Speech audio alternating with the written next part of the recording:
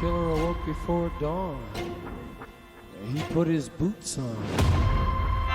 He took a face from the ancient gallery and he walked on down the hallway, baby.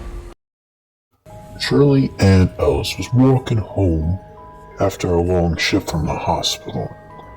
Little did she know, this would be her last night, and she would become the first victim of the Route 40 killer.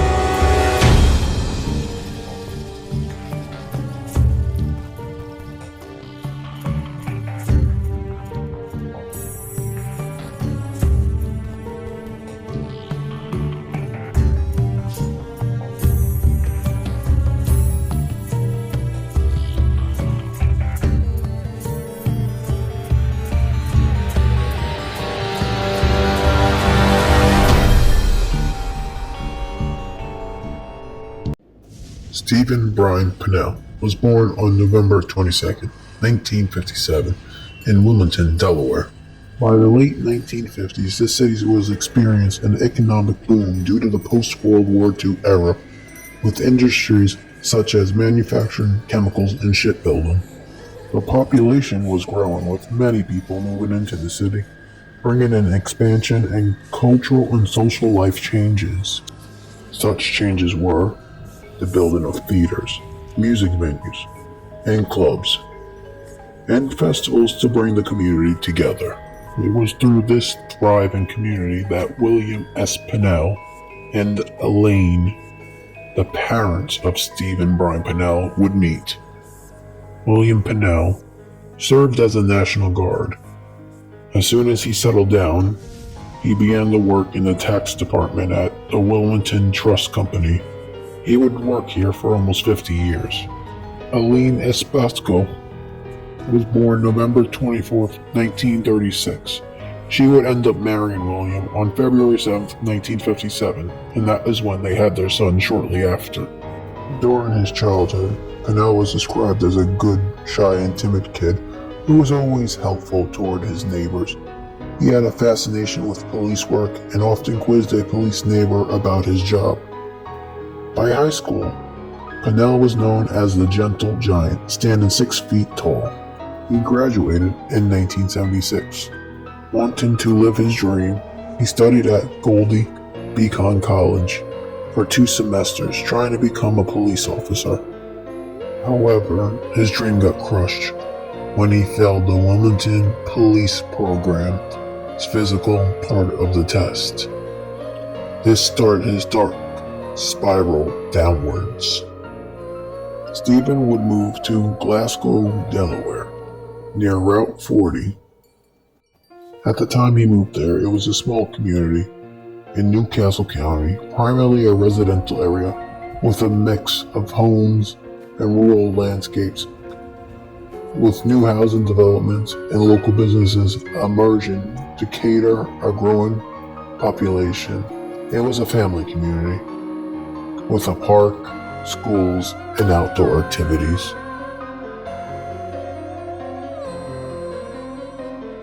In the 1980s, Stephen met a woman named Vera who had 2 children from a previous marriage. They ended up getting married and having a son of their own. Despite the happy outward appearance as a family, the marriage was strained. This was due to him not being able to keep a job, him gambling, and being physically abusive to his wife. In one case, he broke her arm and it went unreported. In 1987, he became a qualified electrician with on-the-job training. Victim 1. The first murder took place on November 29, 1987. Her name, Shirley Ann Ellis. She was 23 years old. She was a nurse who previously worked as a sex worker. On the night she left the Wilmington Hospital at 6 p.m., she had been assisting an AIDS patient. She began to hitchhike home along Route 40. Her body was discovered by 2 boys the next day. She was found partially nude with her legs spread apart, her hands and feet bound with tape. There was no signs of sexual assault, but she was severely abused. Her killer tied string around her neck and struck her head with a hammer before she died.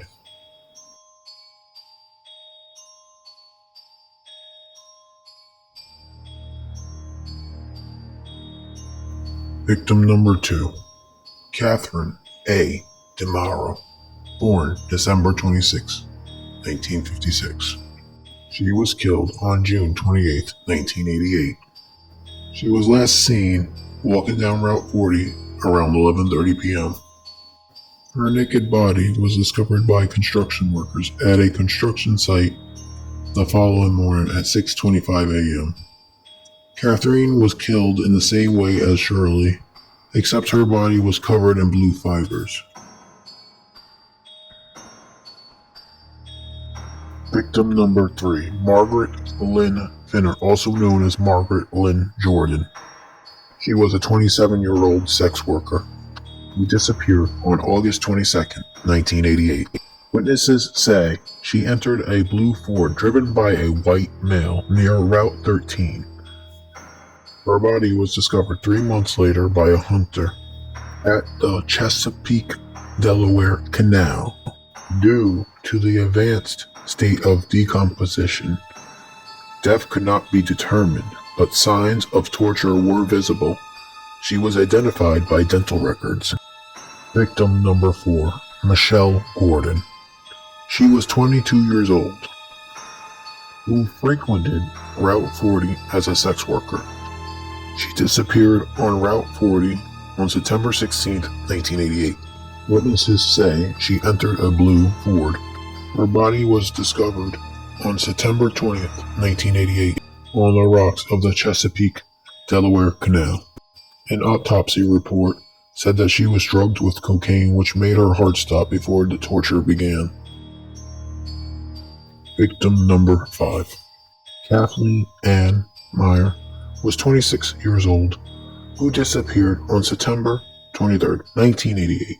Her body was discovered on September 30th, 1988, near the Chesapeake, Delaware Canal. Like other victims, she was tortured and killed, and strangled and suffered multiple injuries. The manhunt for the Route 40 killer was the largest in Delaware history. After the discovery of Shirley Ellis, law enforcement began to investigate. The brutality of the crime and lack of motive made the case challenging. As the murders piled up, so did the pattern, and soon they knew they were dealing with a serial killer. A task force of 60 people was gathered. This included state police, Newcastle County Police, and the FBI. As part of the team, there were undercover sex workers. One of these undercover workers was an officer, Renee. She was the one who ended up getting the carpet fibers that matched the second victim. Stephen was captured on November 29, 1988, exactly 1 year after the first murder. He was right around Route 40 where he picked up his victims from before. The arrested officer was Glenn Dixon. he was picked up without any incident. Stephen was charged with 3 counts of murder. These counts were Shirley, Catherine, and Margaret. The jury was able to convict him on the first 2 counts, but they could not convict him on the last one. Though not charged with the other 2 murders. He was a suspect in the 2 other murders, but they could not prove if it was him. Judge Richard presided over the case. The prosecution had a strong case, including forensic evidence and witness testimony. The defense argued that the evidence was circumstantial and that Stephen was not guilty. On October 31st, 1991, the Superior Court sentenced Pennell to death by lethal injection for each of the 2 murders he was convicted of.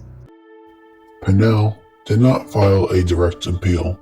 Instead, he requested, through a handwritten letter, that the court affirm his death sentence without delay. An automatic appeal was docketed with Delaware Supreme Court on November 1st, 1991. His behavior suggests that he accepted his fate and perhaps felt remorse for the victims and wanted to ease the family's suffering. Pennell was executed by lethal injection on March 14, 1992 at the James D. Bogan Correctional Facility, which has the largest male population in Smyrna, Delaware. The prison used to be known as the Delaware Corrections Center. Pennell's last meal consisted of crab cakes, steaks, corn on the cob, french fries, bread and butter, and a cola. Shock and horror is what the nation felt for his crimes, and the exact brutality of his victims was deeply disturbing. The case got a lot of media attention, locally and nationally, from the investigation, trial, and eventual execution. His arrest brought relief and closure to the community and the victim's family.